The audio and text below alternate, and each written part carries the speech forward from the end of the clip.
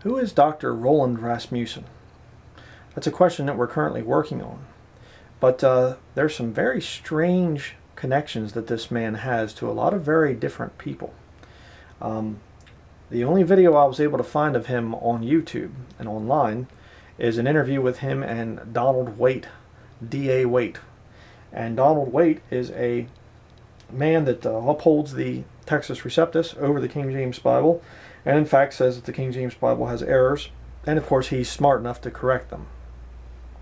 You know, even though he'll say he defends the King James Bible. So Donald Waite's got some issues. Roland Rasmussen also knew Johnny Todd. If you know the story about Johnny Todd, born into the Illuminati, and the Jack Chick comic books, there's many of them about Johnny Todd, and Roland Rasmussen was Johnny Todd's pastor. Sent him out to go out and speak about the Illuminati and his connections and stuff and his personal testimony, and then after a few years he said that Johnny Todd was starting to have problems, so he pulls Johnny Todd's membership from his Babel building, Rasmussen's Babel building, and basically destroys Johnny Todd. Interesting. Roland Rasmussen also knows Fritz Springmeier, and many people believe that Fritz Springmeier is a disinfo agent.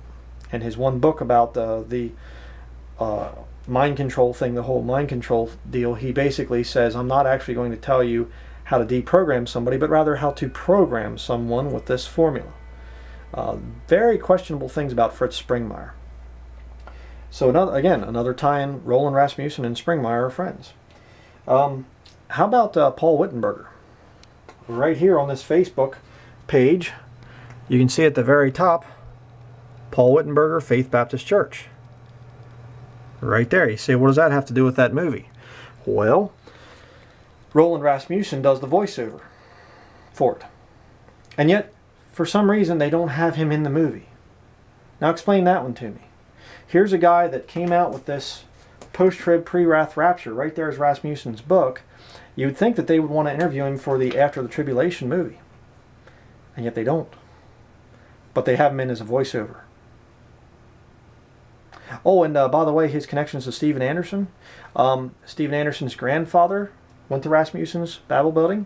Rasmussen supposedly led Anderson's parents to the Lord, and they later got divorced. And Anderson knows Rasmussen. How about that?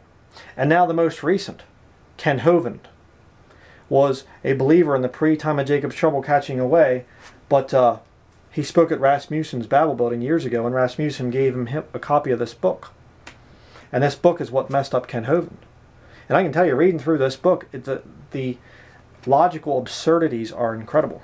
Rasmussen the Holy Spirit did not lead him to write that book.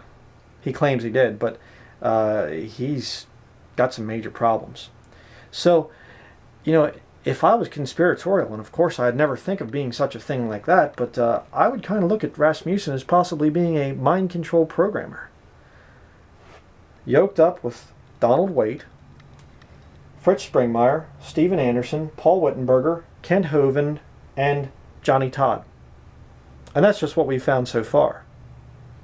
So if you have any information about this Rasmussen guy, put it down there in the comments sections or send it to me in a private message or whatever, because we're trying to find out some stuff about this man. I think we got a very dangerous wolf in sheep's clothing here.